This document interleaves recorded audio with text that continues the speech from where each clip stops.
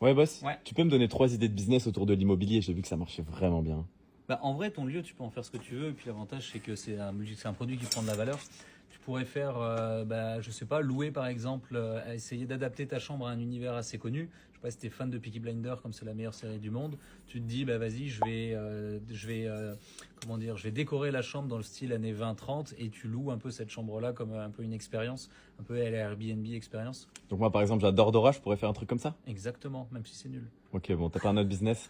Après, tu as un autre problème, c'est que la majorité des étudiants en alternance, le rythme, c'est une semaine à l'école, 3 semaines en entreprise.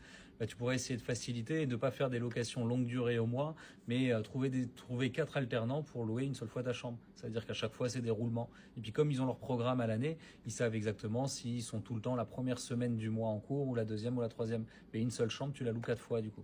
Ouais, t'en as pas un autre, parce que moi, à l'école et tout, enfin, l'alternance, c'est pas trop mon truc. Après, aujourd'hui, ce qui marche aussi beaucoup, c'est que tu as de plus en plus de personnes qui font des podcasts ou qui recherchent des studios. Donc, tu peux tout à fait utiliser ton appartement et avoir un peu un studio un peu cool et essayer de transformer cette chambre en studio de tournage, en fait, tout simplement, tu t'adaptes.